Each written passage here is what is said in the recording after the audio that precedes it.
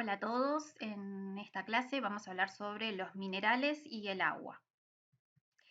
Primero que nada vamos a ver cuál es la definición de los minerales. Los minerales son sustancias inorgánicas que las encontramos distribuidas en la naturaleza y obviamente también presentes en los alimentos. Los minerales son componentes esenciales para el ser humano, pero nuestro organismo no los puede sintetizar, por eso los tenemos que obtener a través de la alimentación para que nuestro organismo pueda funcionar de forma correcta. En el organismo se encuentran formando parte de distintas estructuras, por ejemplo, en los dientes, en los huesos, en la sangre. ¿Cómo clasificamos a los minerales? Nos referimos a minerales mayores cuando los requerimientos, o sea, la cantidad que necesitamos, son 100 miligramos o más por día. Dentro de los minerales mayores están, por ejemplo, el calcio, el sodio y el fósforo. Y nos referimos a oligominerales cuando los requerimientos, o sea, la cantidad que necesitamos es menor a 100 miligramos por día. Dentro de estos están, por ejemplo, el hierro y el zinc. ¿Qué pasa con la absorción y la utilización de los minerales? Generalmente el organismo no puede absorber y utilizar todo el mineral que está contenido en los alimentos. Hay una parte que se absorbe y que se puede utilizar y otra parte que se descarta. Hay que tener en cuenta que hay sustancias que las pueden facilitar, o sea, que pueden facilitar la absorción de los minerales y hay otras que lo pueden dificultar. También tener en cuenta que puede existir una competencia, digamos, entre los minerales para ver cuál se puede absorber en mayor cantidad y cuál en menor. Entonces vamos a empezar ahora a ver dentro de los minerales los más relevantes. Vamos a empezar por el sodio. El sodio es el principal catión extracelular, está presente naturalmente en todos o en la mayoría de los alimentos y como ya vimos, como todos los minerales, es fundamental para el correcto funcionamiento del organismo. ¿Qué pasa con la absorción del sodio? Se absorbe prácticamente todo el sodio que logramos consumir. Desde el intestino delgado pasa a los riñones, allí se infiltra y luego vuelve a la sangre para mantener los valores dentro de la normalidad, para mantener los niveles apropiados. Obviamente lo que es exceso, todo el exceso de sodio, se termina excretando a través de la orina mayoritariamente o a través de las heces o el sudor. ¿Cuáles son las funciones del sodio?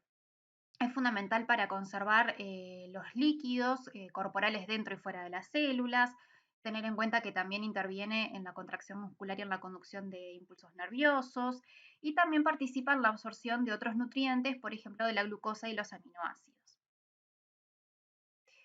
¿Cuánto sodio necesitamos al día? ¿Cuáles son las necesidades? Aproximadamente se necesitan 500 miligramos al día, pero es importante tener en cuenta que no deberíamos exceder los 2.400 miligramos al día. ¿Por qué? Y porque se sabe, ya está estudiado y está comprobado que el exceso de sodio se relaciona mayoritariamente con la aparición, es un factor de riesgo para la aparición de hipertensión arterial. Esta patología, la hipertensión arterial, también provoca que aumente la excreción de calcio por la orina, lo que también va a facilitar que aparezcan cálculos renales. Y también puede ser tóxico si hay un mal funcionamiento de los riñones o si falta agua. ¿Cuáles son las fuentes de sodio? O sea, ¿cuáles son los alimentos que tienen mayor contenido? Como ya nombramos antes, naturalmente todos los alimentos tienen algo de sodio. Entonces, ¿cuáles consideramos como fuentes? Como aquellos alimentos que realmente tienen un elevado aporte de sodio. Ni que hablar, principalmente la sal de mesa, los alimentos manufacturados o ultraprocesados en general, y ahora habrán visto con el nuevo etiquetado, el etiquetado frontal, que aparece uno de ellos, uno de los octógonos, lo que muestra es el exceso de sodio, y habrán notado que en los que ya tienen etiquetado, muchos de los productos ultraprocesados tienen exceso de sodio. Todo lo que es fiambres, quesos, conservas, snacks, productos de copetín, aceitunas, picles, todos esos son alimentos fuentes de sodio, tienen un alto contenido de sodio. Entonces, lo que sucede en nuestra población es que solemos tener un consumo excesivo de sodio. Vieron que nombramos que no deberíamos exceder los 2.400 miligramos de sodio al día. Nosotros en nuestra población solemos consumir en promedio 5.000 miligramos, o sea, 5 gramos de sodio al día. Estamos muy por encima de lo que deberíamos consumir. Y esto se debe a que, por un lado, al agregado de sal a las comidas. Muchas veces el agregado de sodio, de sal de mesa, se suele hacer durante la preparación, durante la cocción de los alimentos, y muchas veces en la mesa, una vez que el alimento está servido. Y por otro lado, este exceso puede venir también por el consumo excesivo de estos productos ultraprocesados y que tienen alto contenido de sodio. Entonces, la recomendación siempre para la población general, para la población sana, ni que hablar después cuando estamos hablando de pacientes con hipertensión arterial, que eso ya es patología, que lo veremos en el próximo año. Para la población general, siempre la recomendación es, por eso mismo, no pasarnos de los 2.400 miligramos al día, una cucharadita y media y no más de eso. ¿Cuál es el principal problema? Y como les decía, estos alimentos que por ahí unos no los contempla o consumimos cantidades excesivas. Entonces, por ese lado, siempre la recomendación es controlar, moderar el consumo de estos alimentos que tienen alto contenido de sodio en su composición. Pasemos ahora al calcio. Todas las células necesitan de calcio. Obviamente la mayor parte está formando parte de los huesos, el 99%. El calcio del organismo depende de lo que logramos absorber de los alimentos y obviamente tener en cuenta que el calcio no se produce, no se sintetiza en el organismo. ¿Qué pasa con la absorción del calcio? Vieron que vimos que en el sodio, en el caso del sodio, se lograba absorber casi todo lo que se consumía. En este caso, en el calcio se absorbe aproximadamente un 30% de lo que logramos ingerir con los alimentos. Hay que tener en cuenta que en distintas situaciones se suele absorber un poquito más. Por ejemplo, durante la infancia, en el embarazo, la lactosa ayuda también a que el calcio se logre absorber en mayor cantidad. Y hay que tener en cuenta que así como todos estos factores ayudan a la absorción, hay algunos factores que disminuyen un poco la absorción del calcio. Se absorbe menos en las personas mayores, en las mujeres posmenopáusicas, cuando hay exceso de fibras, exceso de fósforo, cuando hay presencia de taninos que están, por ejemplo, contenidos en el té, son compuestos que están en el té, algunas bebidas alcohólicas también como el vino. También cuando hay carencia de vitamina D, esto disminuye la absorción de calcio. Y obviamente cuando se está pasando por cuando hay una persona que pasa por una diarrea, en la cual obviamente la absorción de calcio y de los demás minerales también y de los más nutrientes también, en esos casos la absorción se ve disminuida.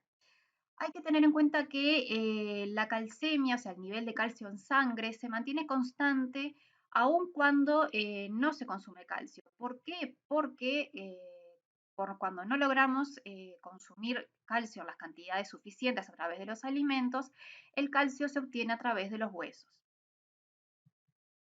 Entonces, vamos a hablar un poquito sobre cómo es esta absorción a nivel intestinal del calcio. Tener en cuenta que se absorbe fundamentalmente en duodeno y yeyuno. En cuanto a el método por el que se absorbe, un porcentaje chiquito se absorbe por difusión simple y la mayor parte se absorbe en un proceso que está regulado por la vitamina D. Vieron que comentamos que cuando hay bajo aporte de vitamina D, eso disminuye la absorción de calcio. O sea que la absorción, una absorción adecuada depende también de los valores de vitamina D. En circunstancias normales, como vimos, se logra absorber un 30% aproximadamente del calcio consumido de los alimentos. Y tener en cuenta, como vimos, que las dietas pobres en calcio, el déficit de vitamina D y también la falta de respuesta intestinal a justamente estos déficits son las causas más frecuentes en la disminución de la absorción de calcio. Veamos entonces cómo se regulan los niveles de calcio. Vieron que comentamos que la calcemia, los niveles de calcio en sangre se logran mantener constantes, por más que no logramos obtener todo lo que necesitamos a través de los alimentos, porque se obtiene a través de los huesos en esos casos. Entonces, vamos a empezar a ver cómo es el proceso. Cuando hay baja ingesta de calcio, esto termina repercutiendo obviamente en lo que es la calcemia, como vimos, pero esta calcemia se logra mantener constante. ¿Por qué? Cuando el calcio comienza a descender, con esa calcemia o cuando hay una baja ingesta de calcio, lo que sucede es que se estimula a las glándulas paratiroides o la glándula paratiroidea, también conocida como PTH.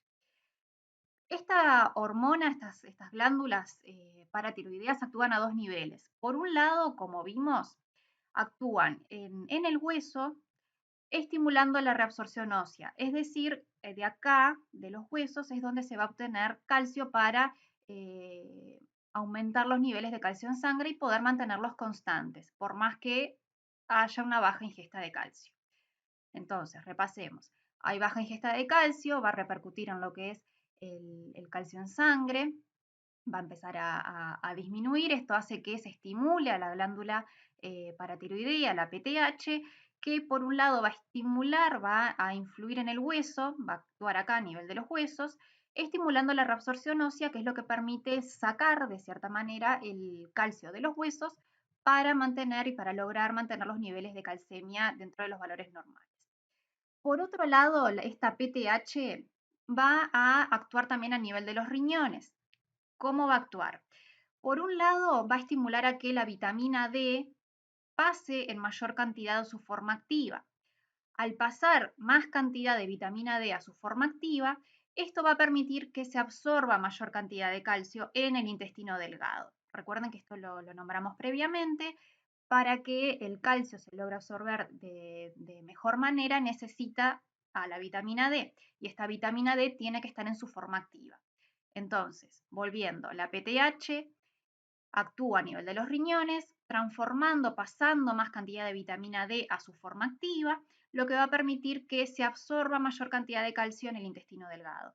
Al absorberse mayor cantidad de calcio en el intestino delgado, también va a propiciar y va a ayudar a mantener la calcemia en valores normales. Entonces, por otro lado, a nivel de los riñones, al absorberse mayor cantidad de calcio, disminuye también la excreción de calcio porque se está absorbiendo mayor cantidad y aumenta la excreción de fosfato. Todo esto, estos dos mecanismos en los que actúa la PTH, tanto a nivel de los riñones como a nivel de los huesos, es lo que va a permitir mantener los niveles de calcio, de la calcemia, en los niveles normales. ¿Ah? ¿Qué pasa? Cuando la calcemia ya se ve disminuida, cuando esos niveles de calcio en sangre están por debajo de lo normal, es porque la deficiencia de calcio ya es realmente grave, si se quiere, es sostenida durante mucho tiempo. Ahí, o sea, cuando ya el calcio está bajo en sangre es porque la deficiencia ya es bastante grave y seguramente fue mantenida durante mucho tiempo. ¿Tá?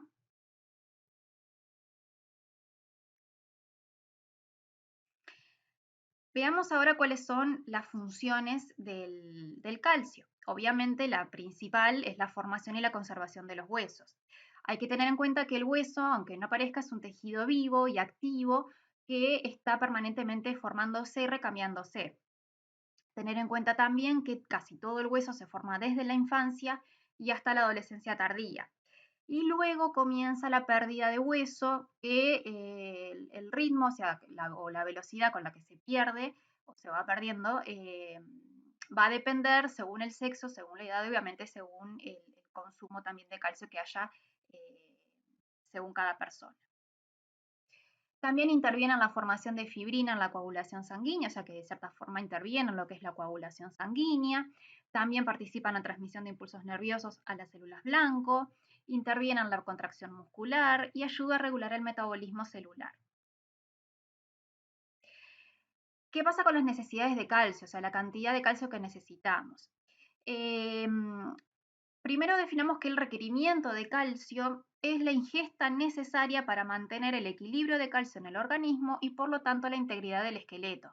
Un poco lo que venimos hablando, ¿no? De tener en cuenta, primero que nada, que de lo que consumimos se absorbe aproximadamente el 30% y tener en cuenta que cuando el consumo está por debajo de lo que necesitamos, para compensar se va a utilizar el hueso, el calcio contenido en los huesos. Entonces tenemos que buscar que la ingesta logre mantener ese, como dice ahí, ese equilibrio de calcio en el organismo y la integridad del esqueleto, para no tener que recurrir al calcio que está conformando ya el hueso para mantener los niveles normales. Los requerimientos de calcio varían un poco según la edad. En los adolescentes aproximadamente se requieren 1.300 miligramos por día y en los adultos aproximadamente 1.000 miligramos por día.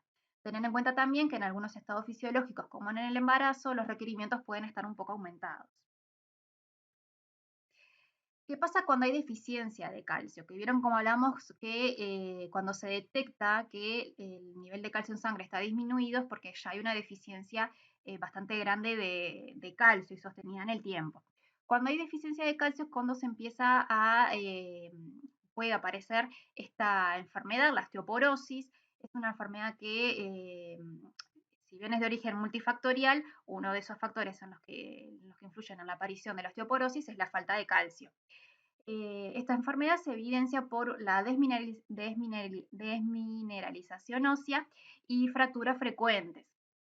¿Cuáles son estos factores de riesgo para la osteoporosis? Además del escaso consumo de calcio, también el sedentarismo, el tabaquismo y el consumo excesivo de alcohol.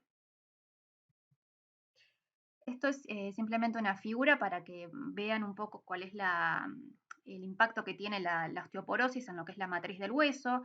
Acá lo que vemos es una matriz de un hueso normal y acá vemos una con osteoporosis, ¿tá? Que esto es lo que después repercute obviamente en la integridad, obviamente en la fortaleza de ese hueso, que por eso en aquellos pacientes con osteoporosis son mucho más propensos a las fracturas.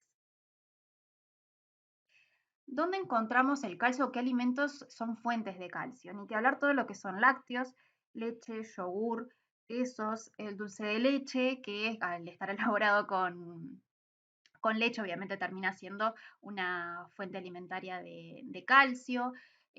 Productos enriquecidos, dentro inclusive de los lácteos existen leches, por ejemplo, que están enriquecidas, que son las llamadas extra calcio, productos elaborados a partir de soja, los que se les añade, se los enriquece con calcio. Los helados también, los helados que estén obviamente elaborados con leche en sus ingredientes. El tofu, también elaborado con carbonato de calcio, termina siendo también una fuente alimentaria de calcio. Pasemos ahora a el hierro. El hierro también se encuentra presente en todas las células. En nuestro organismo aproximadamente hay 5 gramos. La absorción es bastante variable y como vamos a ver ahora depende de varios factores y en los alimentos se presentan de diferentes formas. ¿De qué forma podemos encontrar el hierro en los alimentos? Por un lado tenemos el hierro llamado hemínico o hierro Hem, que es aquel que encontramos en todos los alimentos o tejidos animales.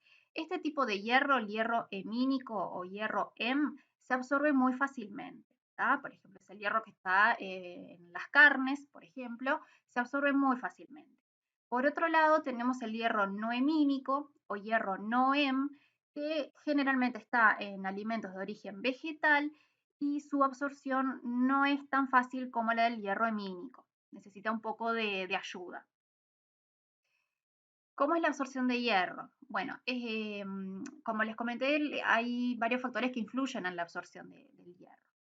Dentro de estos factores que influyen en la absorción están el nivel de depósitos de hierro, también de la actividad eritropoyética, o sea, de la producción de glóbulos rojos, también de la cantidad y la forma de presentación del hierro en los alimentos, o sea que también depende obviamente de los alimentos que consumimos y del tipo de hierro que contienen, y también de la interacción de otros componentes de la dieta que pueden ayudar o no a absorber el hierro.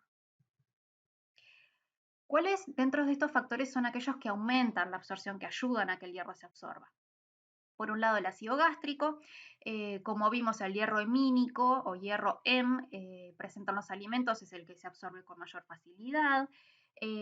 También cuando hay una demanda corporal alta de glóbulos rojos, por ejemplo, cuando hay pérdidas de sangre o durante el embarazo, en esas situaciones fisiológicas la absorción está aumentada, es como una respuesta, una ayuda que nos da el organismo, que sabe que en esas situaciones requiere más de este mineral, entonces se propicia la absorción. También cuando los depósitos corporales de hierro están bajos, eso también hace que se absorba más. Y la vitamina C. La vitamina C o ácido ascórbico ayuda sobre todo a mejorar la absorción del hierro no hemínico. ¿Se acuerdan que ese hierro no se absorbía tan fácilmente como el hierro hemínico presente en los alimentos de origen animal? El hierro no hemínico presente en los alimentos mayoritariamente de origen vegetal, como les decía, precisaba una ayuda. Y la mejor ayuda que tiene es la vitamina C o ácido ascórbico presente, por ejemplo, en las frutas cítricas. ¿Ah? De ahí la recomendación, por ejemplo, cuando, sobre todo para pacientes o para personas que no suelen consumir grandes volúmenes de carne o son vegetarianas o veganas, de combinar cuando consumen, por ejemplo, proteínas de origen vegetal, que están presentes en las leguminosas, lentejas, garbanzos, porotos, acompañarlo, por ejemplo, de postre con una naranja, un kiwi, un cítrico, o si es un jugo natural que esté obviamente exprimido en el momento para que no haya pérdida de la vitamina, que es lo que va a ayudar obviamente a mejorar la absorción del hierro. Por otro lado, tenemos algunos factores que disminuyen la absorción de hierro. El ácido fítico que está presente en la fibra alimentaria, el ácido oxálico que está presente en las verduras de hoja, el té, el café, el vino rojo, también disminuyen la absorción del hierro, por eso muchas veces en nuestro país y en otros también tenemos como hábito de la sobremesa, del té o el café al finalizar las comidas, entonces la recomendación siempre es esperar por lo menos media hora, una hora y luego consumir este tipo de alimentos después de consumir, sobre todo después de consumir alimentos fuentes de hierro para no interferir con la absorción. Cuando los depósitos corporales de hierro están completos, eso también hace que se absorba menos porque el organismo no requiere, tiene los depósitos completos y no requiere tanta cantidad. Cuando hay exceso de otros minerales como zinc, magnesio o calcio. Cuando hay eh, poca secreción de ácido gástrico y también un poco de la mano con esto, con el consumo de algunos antiácidos. ¿Cuáles son las funciones del hierro? Por un lado, transporta oxígeno, la hemoglobina, de los pulmones a los tejidos. A través de la mioglobina proporciona oxígeno a las células del músculo esquelético y del corazón. Y también contribuye en diferentes procesos, por ejemplo, en el metabolismo del alcohol, en la detoxificación de fármacos, excreción de carcinógenos en el hígado, también participa en la síntesis de colágeno. ¿Cuáles son las necesidades de hierro? Tener en cuenta que los requerimientos, o sea, las cantidades que necesitamos diariamente, se establecen de acuerdo a la cantidad que hay que reponer para soportar las pérdidas y las demandas propias del organismo en crecimiento. Las necesidades de hierro se definen según la edad, según el género. Hay que tener en cuenta que en las adolescentes, los adolescentes es un poco más alta, las necesidades y los requerimientos son más altos que en otras edades. También tener en cuenta que en el caso de las mujeres las necesidades de hierro están un poco más aumentadas, sobre todo teniendo en cuenta las pérdidas a través de la menstruación. ¿Qué pasa cuando hay deficiencia de hierro? Y bueno, lo que se produce es la llamada anemia ferropénica o ferropriva, que se ocasiona al ser insuficiente el hierro que se necesita para formar la hemoglobina. Dentro de los diferentes tipos de anemia, esta es la más común, altera el metabolismo energético y también termina repercutiendo en lo que es la función inmunológica. Y dentro de los signos o síntomas más frecuentes de anemia, se destacan la fatiga, sobre todo en esfuerzos, y también dificultades en la concentración. Bien, ahora vamos a hablar un poquito, muy brevemente, sobre el agua. Hablemos un poquito sobre generalidades. Sabemos que el agua lo asociamos siempre con el término de vida, sabemos que es el mayor componente del cuerpo, por lo menos la mitad de nuestro organismo está compuesto por agua, entre el 50 y 70%. eh, Varía con la edad y según el género, a mayor edad hay menor contenido de agua, los hombres tienen mayor contenido de agua que mujeres en el organismo. También tener en cuenta que depende también del tejido magro y el tejido adiposo. En el tejido magro, el tejido muscular, digamos, aproximadamente tiene un 73% de contenido de agua, mientras que en el adiposo tan solo un 20%. Esto es importante porque es necesario tener en cuenta que si aumenta la grasa corporal y desciende el músculo, termina disminuyendo el agua corporal. ¿Cómo encontramos el agua en el organismo? En diferentes compartimientos. El agua pasa al interior y al exterior de las células a través de las membranas. Entonces, el agua lo encontramos en dos compartimientos, el intracelular y el extracelular. En cuanto al compartimiento intracelular, corresponde a las dos terceras partes del agua corporal total, que es el agua que mantiene la integridad de las células. Por otro lado, el compartimiento extracelular corresponde a un tercio del agua corporal total. Esta agua puede ser intersticial o intravascular y constituye lo que es el agua del plasma, la linfa y las secreciones. Y es el propio organismo el que va controlando la cantidad de agua en cada compartimiento. Esto simplemente para mostrarles un poquito lo que hablamos de los compartimientos y cómo varía también el contenido de agua en comparación de la masa corporal de la mujer con la del hombre. Vemos acá que en el hombre es aproximadamente un 60% de fluidos o agua, mientras que en la mujer es un poco menor, un 55%.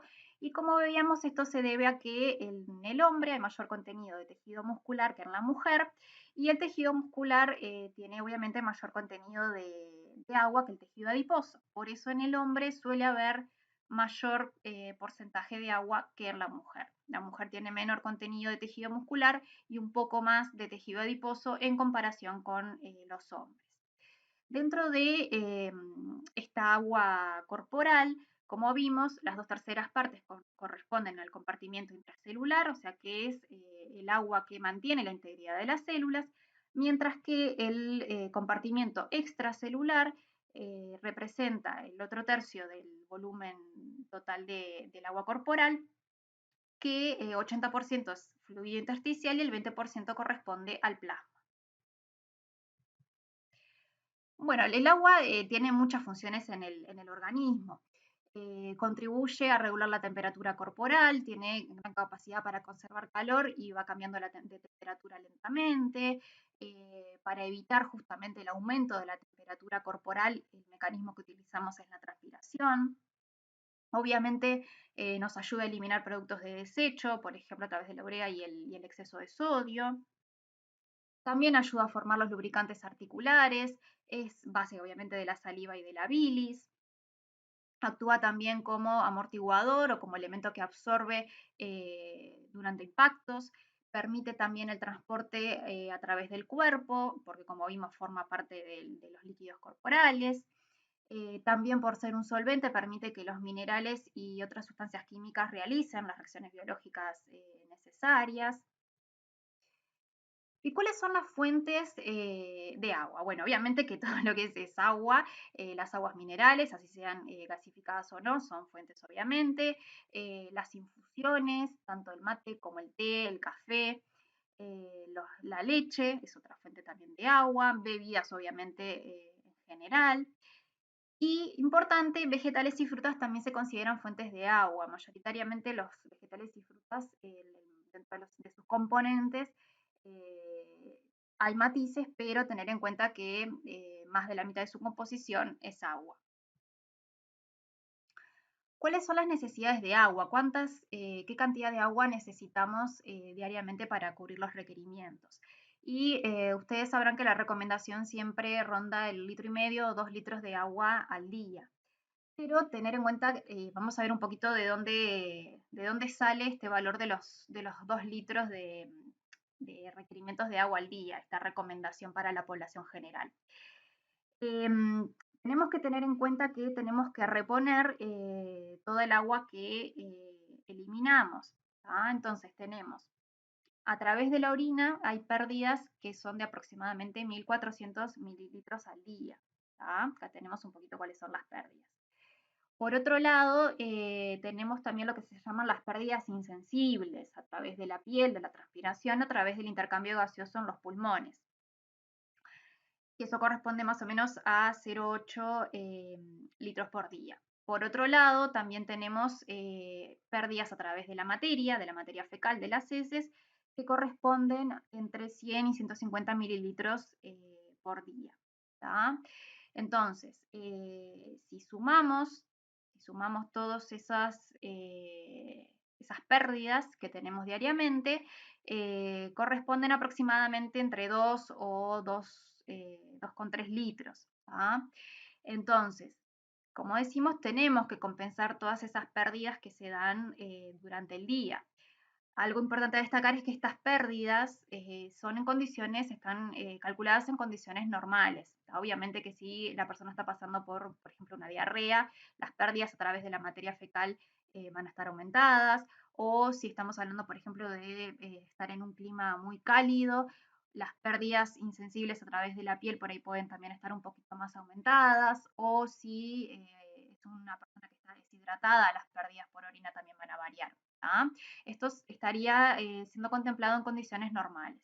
¿tá? Entonces, el fundamento es tener que cubrir y reponer todas estas pérdidas que tenemos de agua diariamente.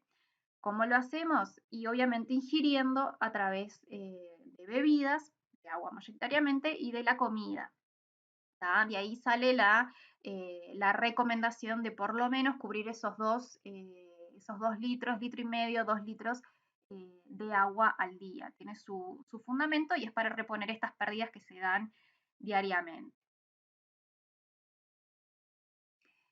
¿Cómo se regula, el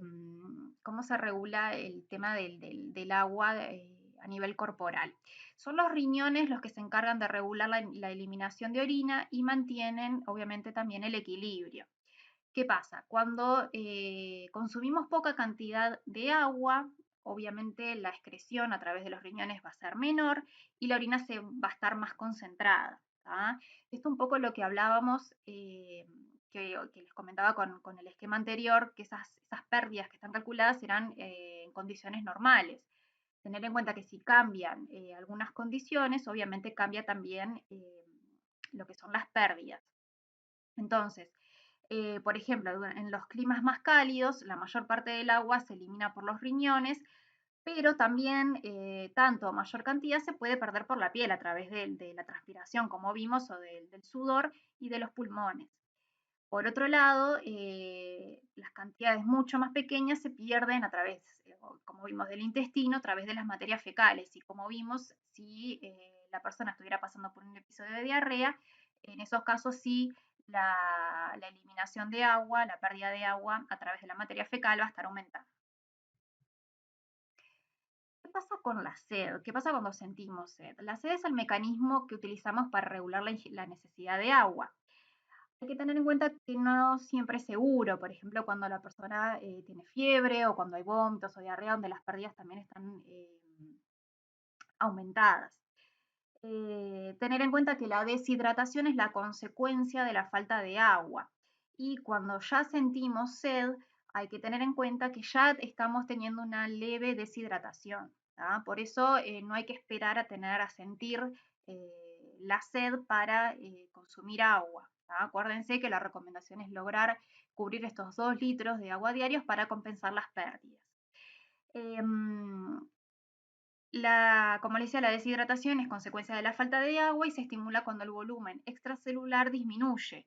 O sea, perdemos agua, pero no hay respuesta y no la reponemos, no reponemos esas pérdidas.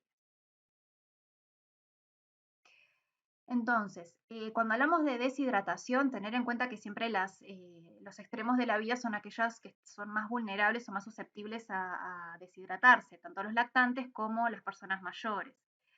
Se genera cuando la ingesta de agua obviamente es inferior a la que se elimina, o sea, no se reponen las pérdidas.